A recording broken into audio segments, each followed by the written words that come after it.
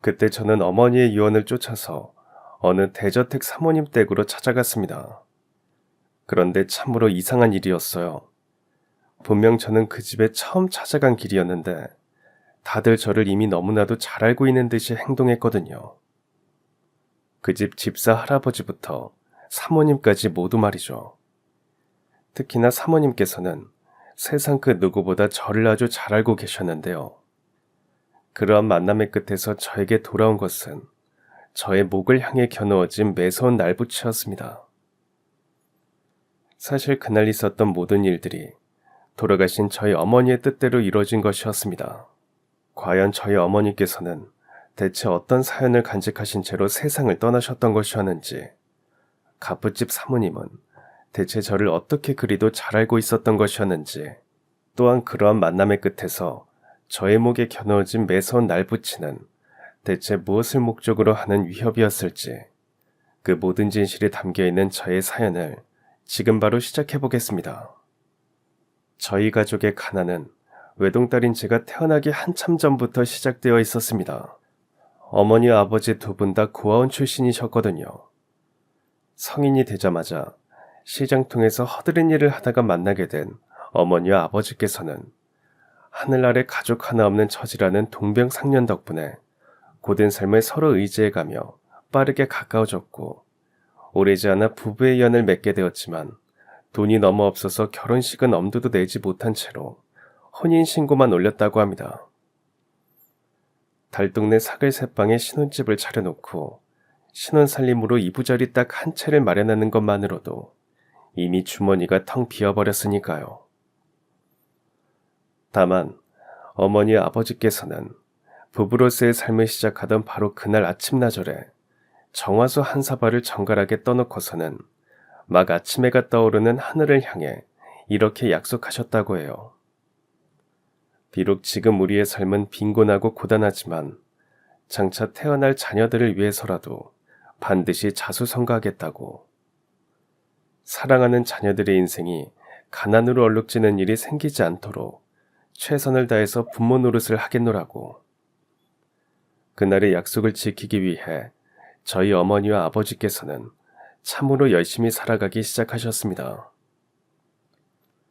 아버지께서는 며칠에 한 번씩 사람이 다쳐나가는 위험한 공장에 다니기 시작하셨다고 해요. 위험한 만큼 월급이 센 편이었으니까요. 그러는 한편으로 어머니께서는 젊은 새댁 나이였음에도 불구하고 부잣집에서 가사도우미로 일하기 시작하셨습니다. 하지만 오래지 않아 크나큰 병고가 터져나오고야 말았어요. 아버지께서 불의의 교통사고로 너무나도 허망하게 세상을 떠나게 되셨거든요.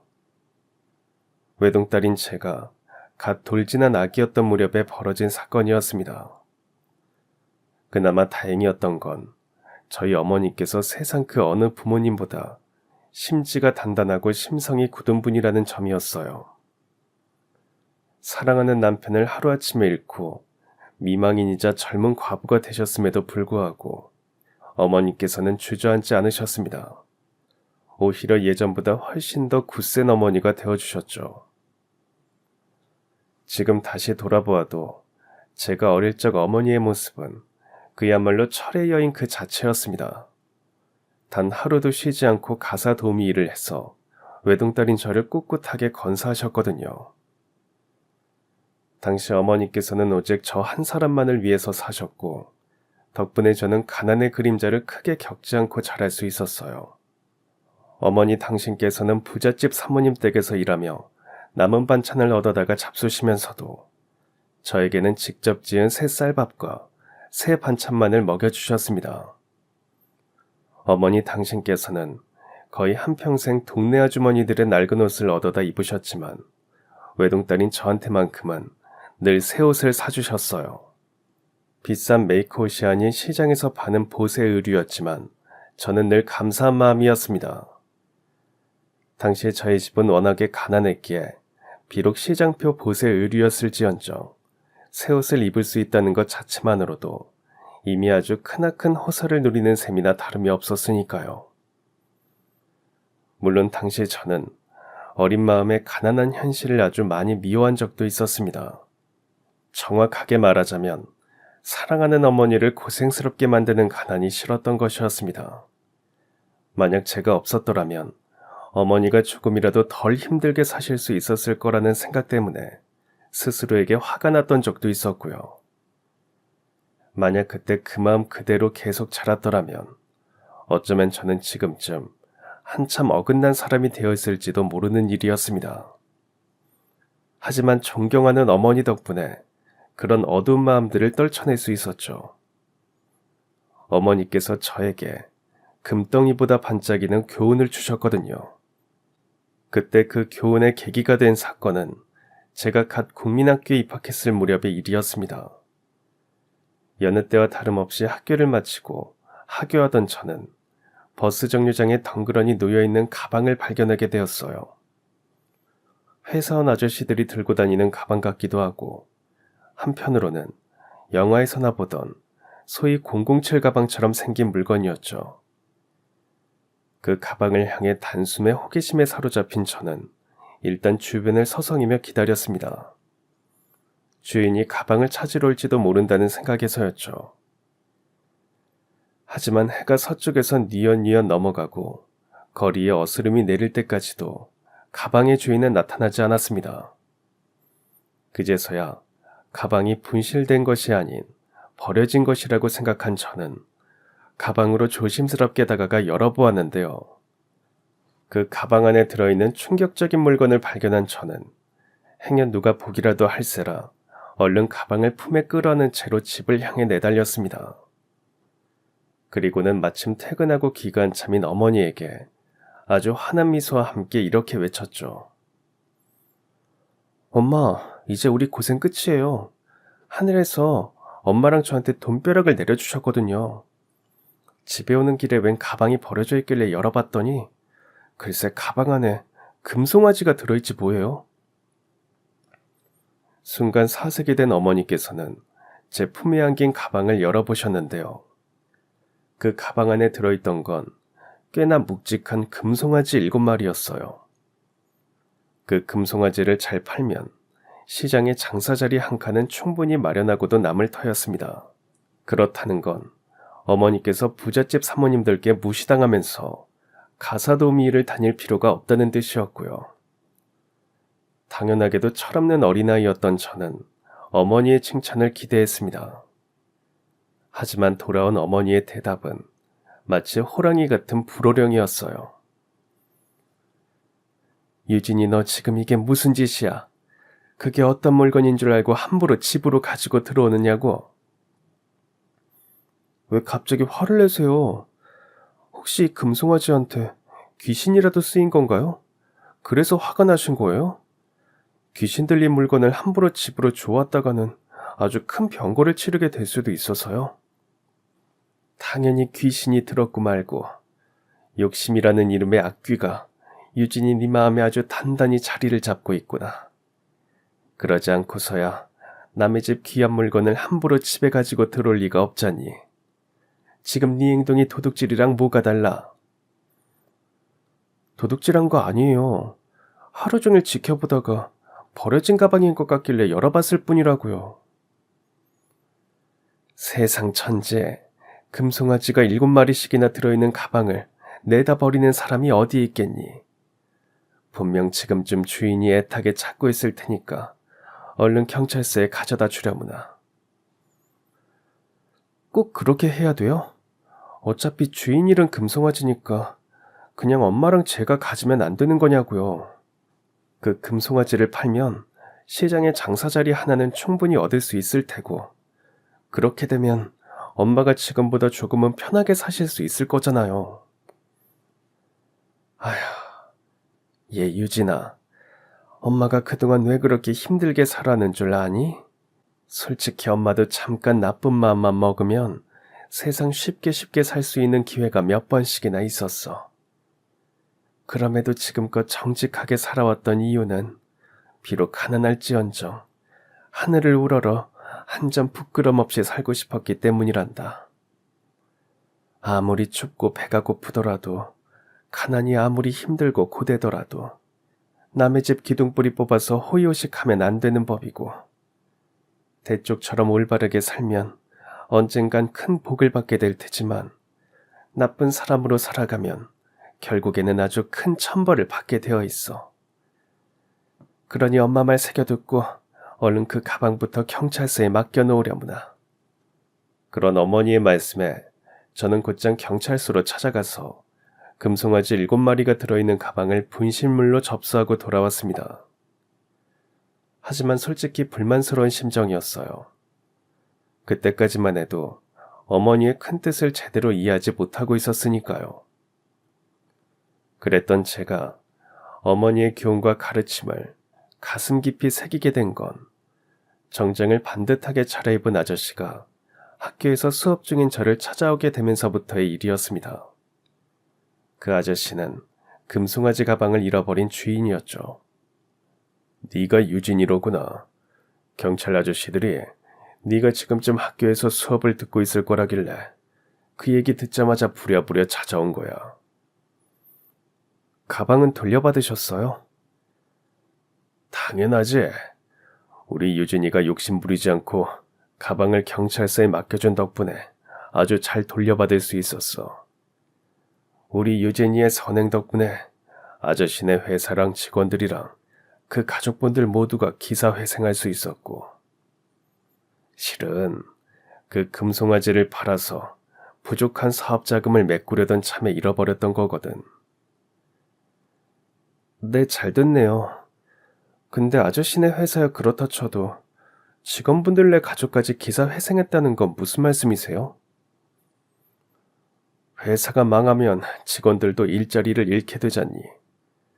그렇게 되면 직원들의 가정이 동시에 풍비박산이 나게 마련이고, 우리 직원들은 다들 아내랑 자식들을 건사하는 가장들이니까. 그렇게 말하며 아저씨는 제 손을 꼭 잡고 눈물을 흘리셨습니다. 덕분에 저는 아주 큰 깨달음을 얻을 수가 있었어요. 저의 헛된 욕심이 얼마나 많은 가정의 생계를 위협했던 건지를 알게 되었고, 동시에 어머니의 선행이 얼마나 많은 가정을 위기로부터 구해내었는지 또한 알게 되었죠. 어머니께서 저를 다그쳐서 가방을 경찰서에 맡기도록 하지 않았더라면 아저씨네 회사는 망했을 테고, 그 바람에 수많은 가정이 생계 또한 위협받게 되었을 테니까요. 더욱이 그날 저는 이 세상에는 돈보다 훨씬 소중한 것이 있음 또한 깨닫게 되었어요. 그건 바로 정직하고 올바르게 살아가는 삶에 대한 자부심이었죠. 저의 선행으로 말미암아 얼마나 많은 사람들이 구원받을 수 있었는지를 생각해보면 마음이 너무나도 뿌듯했고, 마치 최고급 한우를 마음껏 먹은 것처럼 배가 부르더라고요. 이에 저는 그날 그 깨달음을 어머니에게 고백하며 이렇게 약속했습니다. 이번 일을 겪으면서 제가 많이 어리석었고 엄마 말씀이 다 맞았다는 걸 깨달았어요. 그래, 잘 배우고 잘 깨달았으니 되었다. 앞으로 같은 잘못만 되풀이하지 말려무나. 걱정 마세요, 엄마. 앞으로는 세상 누구보다 정직하고 올바르게 살아갈 테니까요. 이런 큰 교훈을 주셔서 감사합니다, 엄마. 그리고 존경합니다.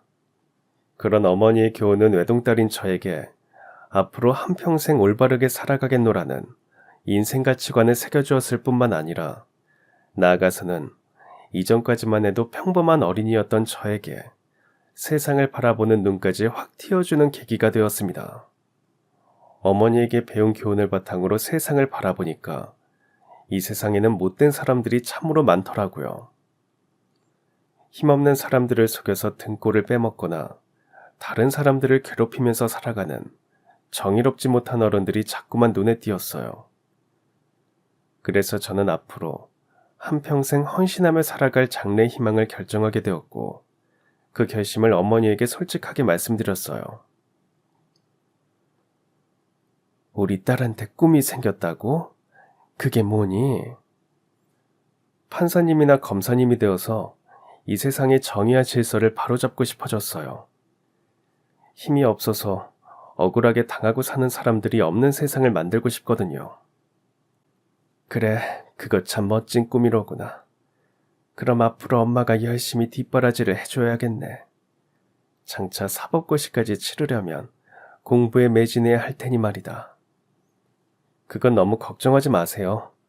고등학교 졸업할 때까지만 뒷바라지 해주시면 다음부터는 제 힘으로 알아서 공부할 예정이거든요. 하지만 사법고시 공부라는 것이 생각처럼 쉽지만은 않더라고요. 낮에는 아르바이트를 해가면서 밤에는 사법고시 공부를 하자니 체력도 힘에 부치고 집중도 잘 되지 않았습니다. 그럼에도 제가 꿋꿋하게 공부를 이어갈 수 있었던 이유는 어머니께서 저의 든든한 후원자가 되어주셨던 덕분이었어요. 단 하루도 빠짐없이 가사 도우미로 출근해서 딸 자식의 뒷바라지를 해주셨거든요. 덕분에 저는 열심히 공부해서 마침내 꿈을 이룰 수 있게 되었습니다. 마침내 꿈에 그리던 검사가 된 것이었죠. 그때 저는 속으로 어머니께서 이제 더는 고생하지 않으셔도 될 거라는 생각을 했습니다. 그동안 딸 자식을 검사 만들어주시느라 고생하셨으니 이제는 딸 자식의 보살핌을 받으며 편안하게 지내실 법도 했거든요. 하지만 어머니의 생각은 다른 모양이었습니다. 갑자기 그게 무슨 말씀이세요? 그 힘든 일을 앞으로도 계속 다니시겠다고요? 그렇단다. 생각해보니까 내 생계는 내 힘으로 해결하는 게 맞는 것 같았거든. 제 걱정 때문이라면 그러지 않으셔도 돼요.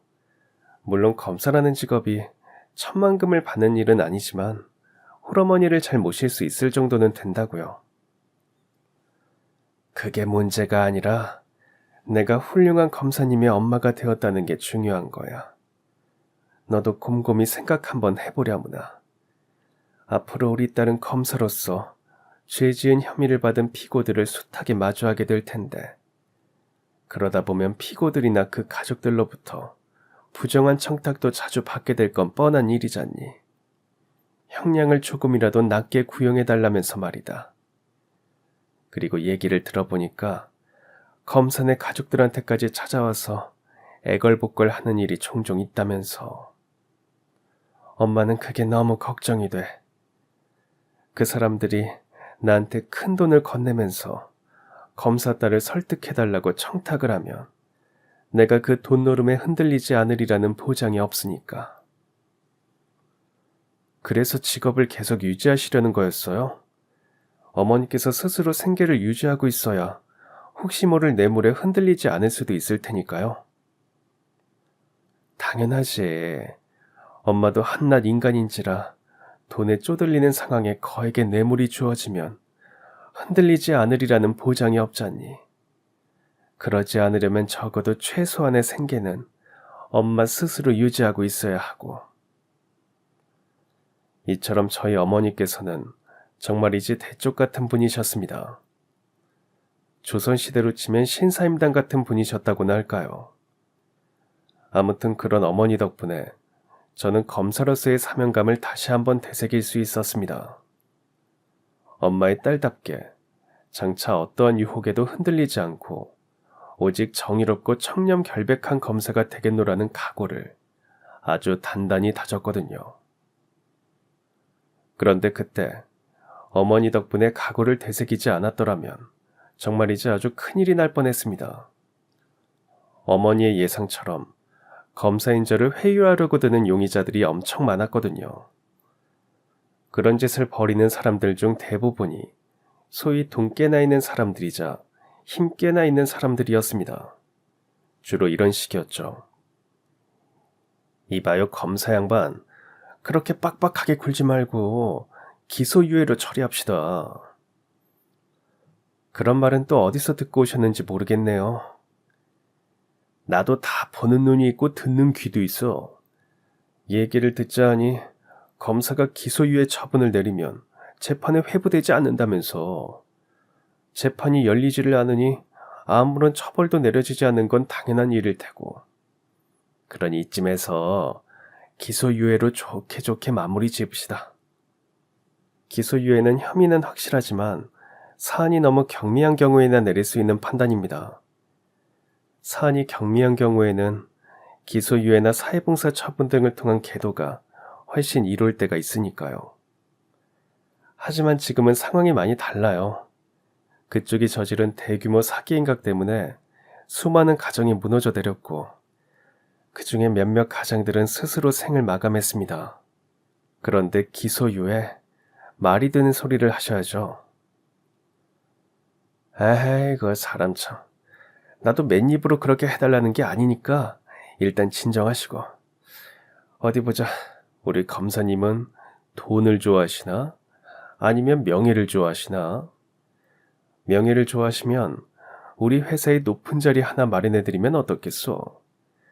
부회장 자리 정도면 당장 검사 그만두고 우리 회사로 들어와도 손해는 아니라고 보는데, 만약에 돈을 좋아하신다면 얼마를 상상하든 그 이상을 현금으로 마련해 드리리다. 당연히 잘 세탁된 돈이라 먹어도 탈 안 나니 걱정 마시고, 검사님은 그저 눈 한번 딱 감고 기소유예 처분 내려서 교도소 가는 일만 없도록 잘 막아주면 돼요.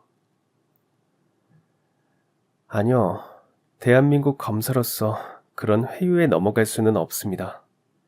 오히려 현 시간부로 뇌물공여 미수죄를 추가해야겠네요. 뭐가 어쩌고 어째? 당신, 내가 누구인지 알고 이러는 거야? 잘 알죠. 제 사무실에 들어와서 앉아있는 이상 다 똑같은 피고일 뿐이니까. 저는 그저 법대로 정의를 행할 뿐이고요. 이처럼 저는 갖가지 회유와 겁박에 시달리기 일쑤였어요. 물론 그럴 때마다 아주 완강하게 거절했고, 필요할 경우에는 뇌물공여 미수죄 등을 통해서 적극적으로 맞섰죠. 문제는 그런 상황들이 비단 용의자나 피고들만 저지르는 행위가 아니라는 것이었습니다. 피고의 노모가 찾아와서 통장을 쥐어주며 자기 자식의 형량을 낮춰서 구형해달라는 청탁을 하는가 하면, 저의 동창들이 몇 년 만에 연락이 와서는 친구들 사이의 우정을 들먹이며 자기 아는 사람 누군가 어디 구치소에서 구속수사를 받고 있는데 무죄 방면되도록 뒤에서 힘을 좀 써달라고 청탁을 하는 경우들도 제법 있었어요.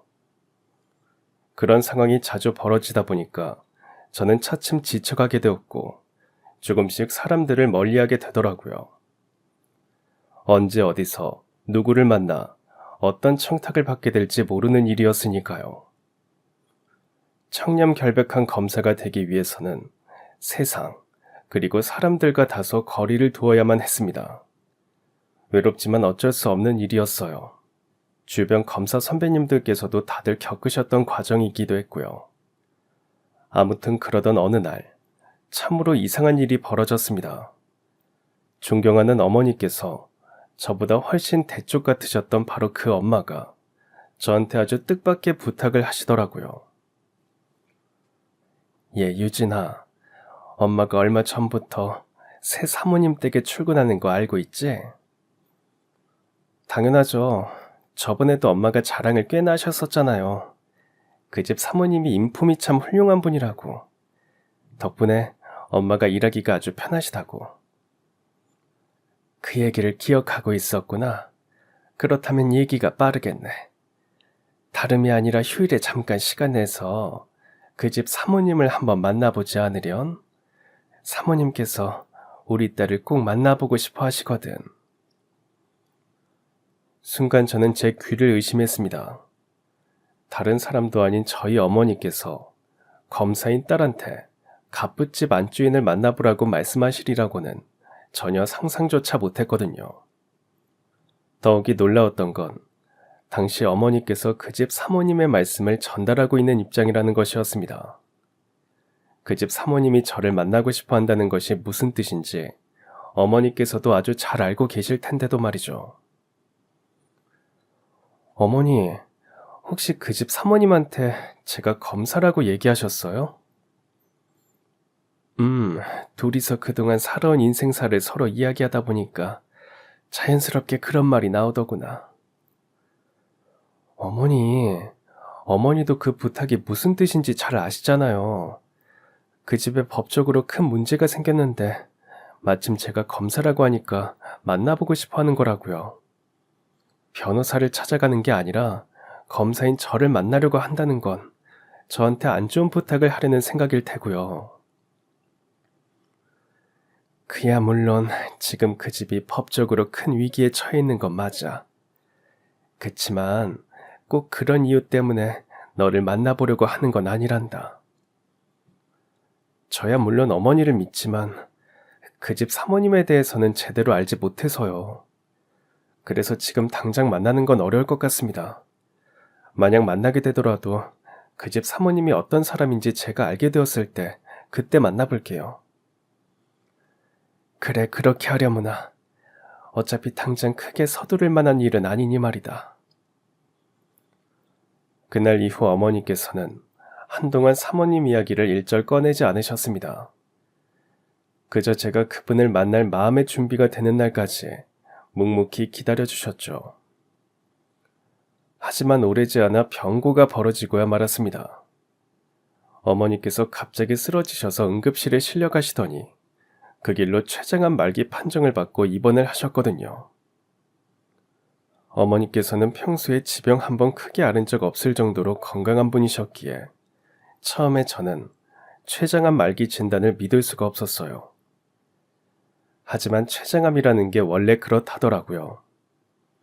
주치의 선생님의 말씀에 따르면 췌장암은 원래부터가 초기 증상이 거의 없어서 말기쯤에 접어들어서야 진단을 받게 되는 경우가 부지기수라고 합니다. 췌장암 진단을 받고 입원을 하기가 무섭게 사경을 헤매게 된 저희 어머니처럼 말이죠. 췌장암이라는 위험한 병 앞에서 한낱 인간인 제가 할 수 있는 일은 그다지 많지가 않았어요. 저희 어머니 아버지께서 부부의 연을 맺을 때 그러하셨던 것처럼 그저 정화수 한 사발을 정갈하게 떠놓고서는 하늘을 향해 기도를 올리는 것밖에는 할 수 있는 일이 없었습니다. 어머니를 데려가지 말아달라고 이대로 떠나보내기에는 너무나도 존경스럽고 훌륭한 분이라고 그렇게 기도하고 또 기도했습니다. 하지만 제 기도는 이루어지지 않았어요. 췌장암으로 인해 사경을 헤매게 되신 지 한 달이 조금 넘어가던 어느 날 어머니께서 깨끗이 다 나은 사람처럼 눈을 뜨셨습니다. 그리고는 간호사들에게 부탁해서 링거줄을 모두 빼내시더니 저에게 이렇게 말씀하시더라고요. 얼른 집에 가서 엄마 옷들 중에 가장 깨끗하고 단정한 옷을 하나 가지고 오려무나. 그게 무슨 말씀이세요? 조금 전까지만 해도 사경을 헤매시던 분이 깨끗한 옷은 왜요? 어디 다녀오실 곳이라도 있으신 거예요? 산소에 가서 너희 아버지를 좀 만나고 오련다. 바로 그 말이 저의 가슴을 미어져 나가게 만들었고 어머니와의 마지막 시간이 눈앞까지 다가왔음을 깨닫게 만들었어요. 애청자 여러분들께서도 회광반조라는 말을 잘 알고 계실 겁니다. 회광반조라는 말은 사람이 세상을 떠나기 직전에 잠시 원기를 되찾은 상태를 일컫는 표현이잖아요. 당시 저희 어머니께서 정신을 차리신 건 바로 그 회광반조나 다름이 없었어요. 납골당에 있는 아버지를 마지막으로 만나기 위해 마지막 생명을 쥐어 짜내셨던 거죠. 이에 저는 어머니의 마지막 소원을 들어드리기 위해 가장 깨끗하고 단정한 옷을 입혀드렸고 곧장 아버지의 산소를 찾아갔습니다. 그날 어머니께서는 아버지의 산소를 정돈하고 정성껏 차례를 올리셨는데요. 차례를 마친 어머니께서 저한테 갑자기 이런 말씀을 하시더라고요. 저쪽으로 언덕 2개만 넘어가면 묘비도 없는 작은 봉분이 하나 있을 게야. 한평생 외롭게 혼자 두었으니 마지막 순간에는 그 녀석 곁에 있어주고 싶어. 그때 저는 어머니에게 차마 아무런 질문조차 하지 못한 채로 묵묵히 길을 따라 나섰어요. 어머니의 기력이 벌써 많이 빠진 것이 눈에 보여서 제 질문에 길게 대답하실 여력 자체가 없어 보였거든요. 아무튼 그렇게 도착한 곳은 묘비 하나 없이 잡초가 무성하게 방치된 아주 작은 봉분이었습니다. 어머니께서는 그 봉분을 아무 말 없이 정리하기 시작하셨어요. 당장이라도 숨이 끊어질 것 같은 손으로 잡초들을 모두 뽑아내고서는 그 봉분을 끌어안은 채로 한참을 아무런 말씀이 없으셨죠. 그런 어머니의 모습을 보며 저는 속으로 생각했습니다. 어쩌면 저에게 갓난쟁이 때 세상을 떠난 언니나 오빠가 있으리라고 말이죠. 한평생 가슴에 묻어두었던 첫째의 묘지를 엄마의 마지막 손길로 단정하게 정돈해주고 싶어서 일부러 찾아가셨다고 말이죠. 그리고 그날 어머니께서는 병원으로 돌아가는 차를 운전하고 있던 저에게 이렇게 말씀하셨습니다. 유진아, 안방 서랍장 깊숙한 곳을 찾아보면 낡은 색동 복주머니가 하나 있을 게야. 그 복주머니를 가지고 엄마가 일하던 갑부집 사모님을 찾아가서 꼭 만나보거라. 너무 늦게 알려줘서 미안하고 누가 뭐래도 나는 너를 내 딸로서 세상 그 무엇보다 사랑했단다. 하지만 저는 그 말이 무슨 뜻인지를 여쭈어 볼 수가 없었습니다. 말을 마치신 어머니께서 잠시 눈을 감으시나 싶더니 아주 평온하게 영면에 드셨거든요. 저는 차를 잠시 갓길에 주차시켜 놓은 채로 어머니를 꼭 끌어안고 이렇게 말씀드렸습니다. 어머니, 오늘 그 작은 봉분이 누구의 산소였는지, 어머니의 마지막 말씀은 또 무슨 뜻이었는지 그건 제가 잘 알아볼 테니까 아무 걱정 말고 편히 쉬세요. 사랑하고 존경합니다, 어머니. 제가 그런 마지막 작별 인사를 드렸던 이유는 어머니께서 저에게 미처 모두 다 말씀하시지 못한 어떤 사연 같은 것이 있으리라는 생각이 들었기 때문이었어요.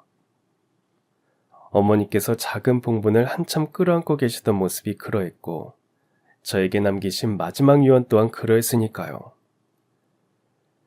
이에 저는 장례를 마치기가 무섭게 어머니의 서랍장 깊은 곳을 찾아보았습니다. 그랬더니 어머니 말씀대로 낡은 색동 복주머니가 하나 나오더라고요. 그리고 그 복주머니 안에는 웬 금반지 하나가 들어있었습니다. 하지만 그것뿐이었어요. 어머니께서 한평생 가슴에 품고 사셨을 사연이 무엇인지 알아낼 수 있을 만한 단서는 발견되지 않았죠. 그래서 저는 복주머니에 금반지를 넣어놓은 채로 마치 어머니께서 남긴 유언을 쫓아가기라도 하듯 급히 걸음을 옮겼습니다.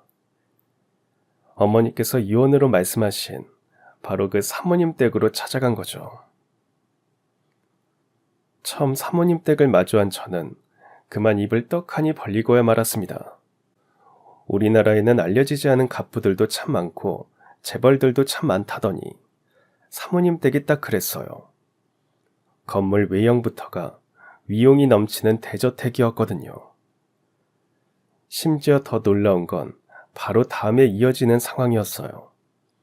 제가 초인종을 누르자 그 위용이 넘치는 대저택의 강철 대문이 육중한 소리를 내면서 열렸는데요. 문이 완전히 열리자 명품 정장을 멋들어지게 차려입은 노년의 집사 할아버지께서 나오시더니 대뜸 저에게 허리 숙여 90도로 인사하며 이렇게 말씀하시는 게 아니겠어요. 마침내 집으로 돌아오셨군요, 아가씨. 혹시 저를 아시나요? 저는 이 집도 처음이고 어르신도 초면인 것 같은데요. 당연히 알죠.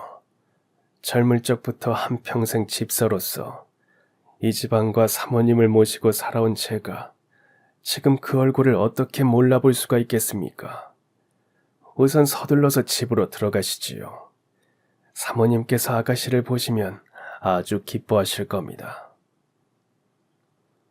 저로서는 정말이지 당황스러운 순간의 연속이 아닐 수가 없는 노릇이었습니다.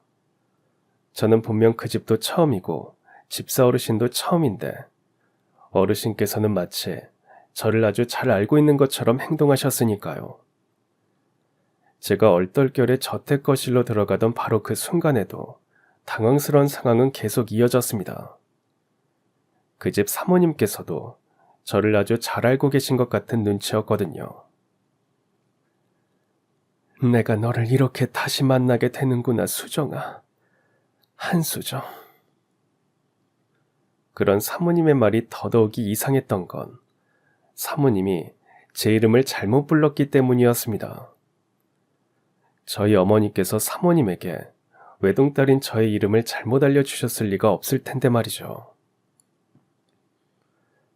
외람되지만 사모님, 지금 뭔가 착오가 있는 것 같습니다. 저희 어머니를 통해서 이미 들으셔서 알고 계시겠지만 제 이름은 유진이에요. 한수정이 아니라 김유진이요. 아니란다. 김유진은 너의 두 번째 이름이고 원래 본명은 한수정이야. 우리 한씨 집안의 후계자 한수정. 제가 사모님 댁의 후계자라고요? 제가 그렇게 묻자 사모님께서는 고개를 끄덕이며 대답하시더니 곧장 손에 끼고 계시던 반지를 빼서 저에게 보여주셨습니다. 순간 저는 흠칫 놀라고야 말았어요. 그래도 혹시나 싶은 마음에 가지고 갔던 복주머니에서 반지를 꺼내서 제가 가지고 갔던 반지와 사모님이 건네주신 반지를 서로 비교해 보았습니다. 그랬더니 글쎄 완전히 똑같은 반지더라고요. 그 반지는 네가 우리 가문 사람이라는 사실을 증명하는 일종의 증표란다. 우리 집안 식구들끼리만 나누어 가지는 특별한 반지거든. 그와 동시에 수정이 네가 수십 년 전에 잃어버린 내 딸이라는 증표이기도 하고. 정말 이제 혼란스러운 상황의 연속이었습니다. 어머니의 유언을 따라서 반지를 찾아가고 사모님 댁을 찾아갔더니 사모님께서 덜컥 저를 친딸이라고 부르고 계셨으니까요. 물론 저로서는 선뜻 믿을 수 없는 일이었죠. 그럴 리가 없잖아요. 저는 누가 뭐래도 저희 엄마 친딸이 맞아요. 만약 제가 입양이라도 됐다면 그 기록이 제 신분과 관련된 서류에 기재가 되어 있어야 하는데 그런 기록은 하나도 없었다고요. 너희 어머니께서 말씀하시더라. 남편이랑 같이 교통사고로 함께 세상을 떠난 갓난쟁이 외동딸 신분으로 키웠다고. 그렇게 말씀하신 사모님께서는 잠시 안방으로 들어가시더니 당신의 젊을 적 사진을 한 다발씩이나 가져와서 보여주셨습니다. 그 사진을 하나하나 살펴본 저는 제가 사모님의 친딸이라는 사실을 차마 더는 부정할 수가 없었어요. 사모님의 젊을 적 얼굴이 그때 제 얼굴이랑 아주 똑같았거든요. 친엄마와 친딸이 아니고서야 그렇게 닮을 수가 없을 정도로 말이죠. 결국 저는 저의 정체성을 아주 크게 의심하게 되었습니다. 저희 어머니랑 사모님 사이에 대체 무슨 일이 있으셨던 거죠? 너무 걱정하지 말, 여문아. 너희 의붓 어머니께서는 절대로 나쁜 분이 아니셨어. 단지 그놈의 돈 때문에 너와 내가 한평생 떨어져 살게 되었을 뿐이지. 그날 사모님께서 들려주신 진실은 이랬습니다. 고래등 같은 갑부집의 큰딸로 태어난 사모님은 아주 좋은 신랑과 결혼해서 한수정이라는 이름의 외동딸을 얻었다고 합니다. 그런데 외동딸이 태어나고 얼마 지나지 않아서 멀쩡히 외출을 나갔던 신랑이 변사체가 되어 돌아오는 사건이 발생하고야 말았습니다. 처음엔 다들 사고를 의심했습니다. 그것 말고는 멀쩡히 집을 나갔던 사람이 싸늘한 주검이 되어 돌아오게 될 리가 없을 테니까요. 하지만 알고 보니 사고가 아니었더라고요. 당시에 사모님에게는 남동생이 하나 있었는데요. 남편의 장례를 치르고 얼마 지나지 않아서 남동생이 자기 와이프와 작당 모의를 하는 목소리를 우연히 엿듣게 되었답니다. 매형을 저승길로 보냈으니 누나와 조카딸만 하늘나라로 보내면 아버지의 재산을 독차지할 수 있을 거라는 목소리였죠. 이에 공포에 사로잡힌 사모님께서는 자신과 딸아이의 목숨을 지키기 위해 그 길로 야반도주를 내서 도피 생활을 시작했죠. 그러나 도피 생활은 오래가지 못했습니다. 남동생네 부부가 기어이 사모님을 찾아내서는 아주 흉악한 사람들을 보냈거든요. 당연하게도 사모님과 외동딸을 제거해서 그 집안의 유일한 상속자 자리를 따내기 위한 목적이었습니다. 그들은 사모님과 외동딸을 찾아서 온 동네에 행패를 부리며 뒤지고 다니기 시작했는데요. 문제는 사모님 곁에는 갓난쟁이 외동딸이 있었다는 것이었습니다. 사모님 혼자서라면 충분히 도망칠 수 있었지만 갓난쟁이 딸아이를 품에 안은 채로는 멀리 갈 수 없었죠. 이에 사모님은 딸아이를 근처 교회 앞에 감춰놓으며 두 가지를 포대기 속에 넣어두었어요. 하나는 딸아이를 부디 잘 키워달라는 부탁의 말이 담긴 쪽지였고, 다른 하나는 바로 이것이었습니다. 그럼 그때 가문의 징표인 반지를 색동 복주머니에 넣어서 포대기에 쪽지랑 같이 감추어 놓았던 건가요? 그렇단다. 딸아이의 목숨을 구하기 위해서는 그렇게 할 수밖에 없었어.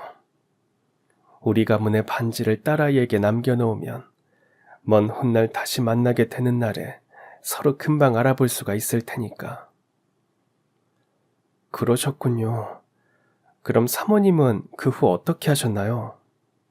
다행스럽게도 그날 사모님의 생명이 위협당하는 일은 생기지 않았다고 합니다. 남동생들이 보낸 무례배들이 사모님을 잡아가려고 하던 바로 그 순간 또 다른 건장한 사내들이 들이닥쳐서 사모님을 보호했으니까요. 그 사내들은 사모님의 아버지께서 딸아이를 지키기 위해 파견한 경호원들이었습니다. 그렇다는 건 사모님네 아버지께서도 자기 아들의 악행을 이미 알고 계셨다는 거네요. 그래, 알고 보니까 우리 아버지도 내 동생 놈을 의심하고 있었더라고. 그래서 동생의 행적을 몰래 주시하던 중에 그놈이 사람을 시켜서 나를 잡으러 가는 걸 보고서는 사위를 해친 사람이 그 녀석이라는 사실을 깨닫고 큰딸인 나와 외손녀인 너를 구하기 위해서 경호원들을 급하게 보내주셨던 거야. 덕분에 사모님은 안전해질 수 있었습니다. 아버지께서 보내주신 경호원들이 남동생이 보낸 무례배들을 단숨에 제압을 했거든요. 이에 안도의 한숨을 내신 사모님께서는 딸아이를 데리러 교회로 다시 찾아갔지만 딸을 다시 만날 수는 없었다고 합니다. 사모님께서 무례배들의 위험으로부터 안전해지기까지 그 짧은 몇 시간 사이에 누군가가 벌써 딸아이를 데리고 가버린 상황이었으니까요. 난 지난 수십 년 동안 너를 평생 가슴에 새기고 살았단다. 그 작자들은 모든 혐의가 밝혀져서 교도소로 잡혀 들어갔지만 그때 잃어버렸던 너는 아무리 수소문을 해보아도 행방조차 알 수가 없었지. 그럼 그날 저를 데려간 사람이 저희 어머니라는 말씀이신 건가요? 저희 어머니께서 사모님 댁에서 일하게 되면서 모든 사실을 알게 된 거고요. 하늘이 우리를 도우셨던 모양인지 인연이 그렇게 다시 이어지더구나. 너희 어머니께서 자꾸만 내 손에 끼어져 있는 반지에 눈길을 주더라고. 어디서 많이 본 반지 같다면서 말이야. 그래서 확인해 봤더니만 우리 집안의 반지가 맞더구나. 그제서야 너희 어머니께서 자신의 사연을 나한테 들려주셨어. 그건 또 어떤 이야기였는데요? 교회에서 너를 발견하기 얼마 전에 남편과 외동딸을 한날 한시에 사고로 떠나보냈다고 하더구나. 그때 너희 어머니는 가족을 잃은 충격이 워낙 커서 스스로 세상을 등지려고 했었는데 그러던 중 교회 앞에서 갓난쟁이 울음소리가 들리길래 뭔가 싶어서 들여다봤더니 그곳에 네가 포대기에 쌓인 채로 혼자 울고 있더래. 마침 포대기 안에서 잘 키워달라는 쪽지까지 발견되었겠다. 그래서 너를 아직 사망신고도 하지 않은 친딸의 신분으로 애지중지 키워주셨던 거고. 그제서야 저는 그동안 벌어졌던 모든 일들을 이해할 수 있었습니다. 어머니께서 삶을 마감하시기 직전에 찾아가셨던 이름 없는 봉부는 어머니 친딸의 무덤이었던 것이었어요. 의붓어머니께서 저와 사모님, 아니 친어머니를 그토록 만나게 해주고 싶어 하셨던 이유 또한 색동 복주머니 속에서 발견된 반지를 통해 저의 뿌리를 알게 되었기 때문이었습니다. 즉 의붓어머니께서는 저에게 친어머니를 찾아주기 위해서 사모님을 꼭 찾아뵈라는 유언을 남기셨던 것이었고요. 아무튼 이로써 지난 수십 년 동안 얽히고 또 꼬여있던 저와 친어머니의 인연은 마침내 다시 이어지게 되었습니다. 친어머니께서는 저를 꼭 끌어안으시며 딸을 잃어버린 채로 살아왔던 지난 수십 년 동안의 서름 그대로를 터뜨리듯 목 놓아 오열하셨고, 저는 친어머니에게 정식으로 큰 절을 올렸습니다. 이제서야 찾아뵈어서 죄송합니다, 어머니. 늦었지만 큰 절부터 받으세요. 괜찮아. 이렇게 훌륭한 사람으로 잘 자란 것만으로도 나는 충분히 행복하단다. 그리고 너의 이름과 정체성이 무엇인지에 대해서도 전혀 혼란스러워할 필요 없어. 너희 의붓어머니랑 나랑 둘이서 이미 약속했거든. 우리 두 사람 다 사랑하는 우리 딸아이의 엄마라고 말이다. 네, 맞습니다. 두 분의 어머니 입장에서는 제 이름이 김유진이든 한수정이든 그런 건 전혀 중요하지 않았어요. 오직 제가 두 분 모두의 사랑스런 딸이라는 사실 하나만이 중요할 따름이었죠. 다만 그때 제 머릿속에는 아직 해결되지 않은 한 가지 궁금증이 단단히 자리를 잡고 있었습니다. 그런데 있잖아요. 혹시 집에 무슨 우환이라도 있으세요? 의붓 어머니께서 친어머니 얘기를 처음 꺼낼 때 법적인 문제를 크게 겪고 있는 중이라고 말씀하셨거든요. 아휴, 왜 아니겠니? 너희 외삼촌 외숙모라는 그 작자들이 교도소에서 출소한 이후로 지금껏 조용하게 잘 지내다가 다시금 그놈의 돈 욕심이 도져버린 모양이야. 얼마 전부터 자꾸만 나를 쫓아다니면서 겁을 주더라고.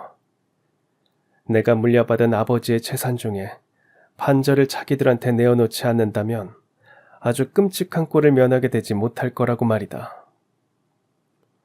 그랬군요. 어머니께서는 어떻게 하고 싶으세요? 생각 같아서는 동생이고 나발이고 아주 본때를 제대로 보여주고 싶은데 그놈이 워낙 위험한 인간이라서 이도저도 못한 채로 속만 끓이던 중이었어. 더 잃을 것도 없는 밑바닥 인생을 함부로 잘못 건드렸다가는 어떤 화를 입게 될지 모르잖니. 잘 됐네요.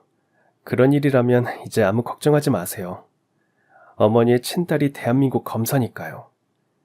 앞으로는 제가 직접 어머니와 저희 집안을 지키겠습니다.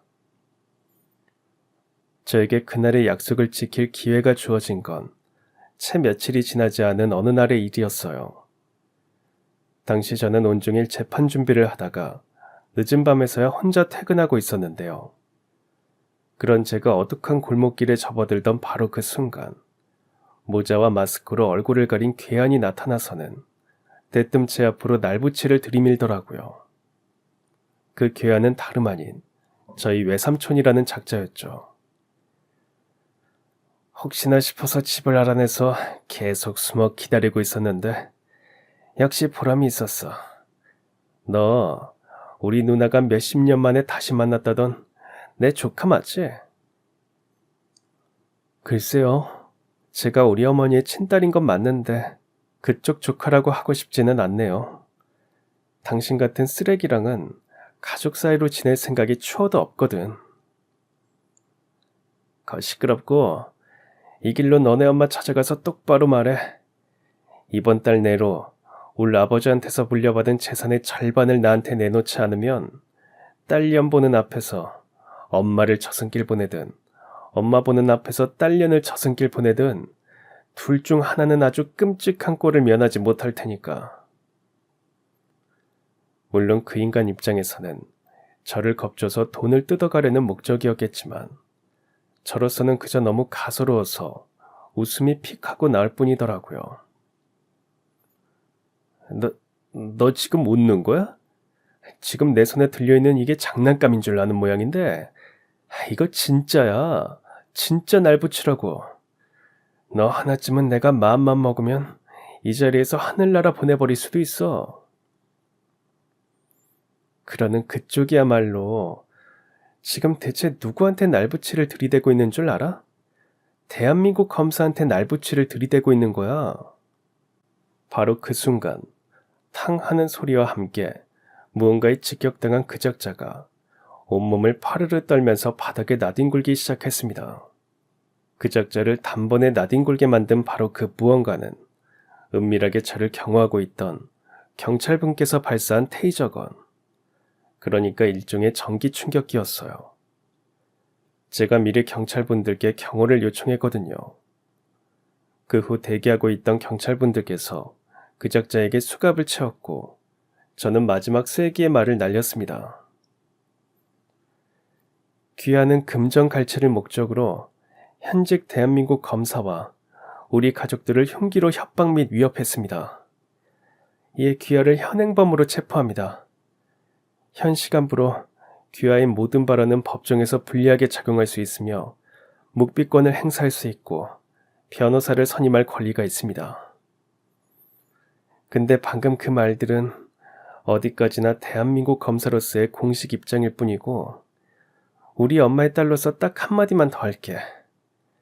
너 사람 아주 제대로 잘못 건드린 거란다.